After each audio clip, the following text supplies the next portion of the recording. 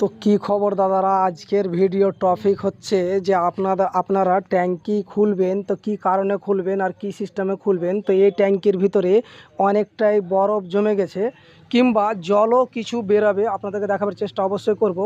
যারা দীর্ঘদিন ধরে ট্যাঙ্কি ওয়াশ করেননি, অন্য অন্য ট্যাঙ্কি ভরছেন কিংবা এই দোকানে একদিন নিলেন কিংবা ওই দোকানে একদিন নিলেন, এই করতে করতে আপনার ট্যাঙ্কিতে ময়লা ধরে গেছে কিন্তু আপনি জানেন না। তো আপনাকে জানতে কিভাবে হবে, অবশ্যই আপনার গাড়ি কিন্তু ডিস্টার্ব করবে কিংবা আপনার গাড়ি স্টার্টের প্রবলেম করবে, তখন কিন্তু আপনাকে ট্যাঙ্কি খুলতে হতে পারে। যেভাবে এই ট্যাঙ্কির ভিতরে বর্তমানে এখন অনেকটাই বরফ জমে গেছে, অনেকটাই জল আছে, আপনাদেরকে দেখাবার অবশ্যই চেষ্টা করব।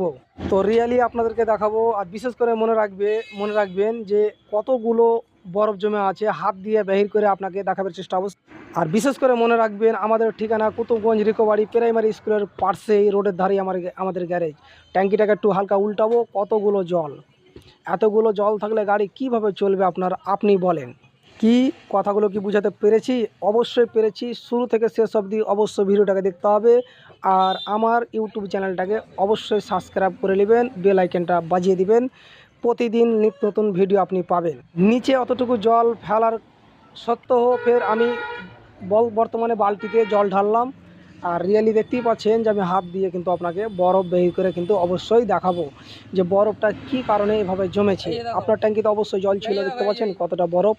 আপনার ট্যাঙ্কিতে অবশ্যই জল ছিল, জলের কারণে কিন্তু আপনার বরফ হয়ে গেছে। আপনার কি করতে হবে, ট্যাঙ্কিতে যতটুকু বরফ আছে পুরোটাকে বের করে নিতে হবে। আর যে পিতলের পার্সটা খুলেছেন কিংবা দেখাবার চেষ্টা অবশ্যই করব, ওই পিতলের পার্সটায় কিন্তু আপনাকে, যে পার্সটা আমি হাতে নিয়ে আছি এই পার্সটায় কিন্তু আপনাকে ওয়াশ করতে হবে পুরোটা পেট্রোল দিয়ে, কোনো একটা পার্স বাদ দিবেন না। আশা করি বুঝতে পেরেছেন। এটা টিভিএস কিং ডোরোম্যাক্সের 225 সিসির বর্তমানে এটা গ্যাসের ট্যাঙ্কি আর গ্যাসের পিতলের পার্সটা। তা আশা করি ভালো থাকবেন, সুস্থ থাকবেন, ধন্যবাদ।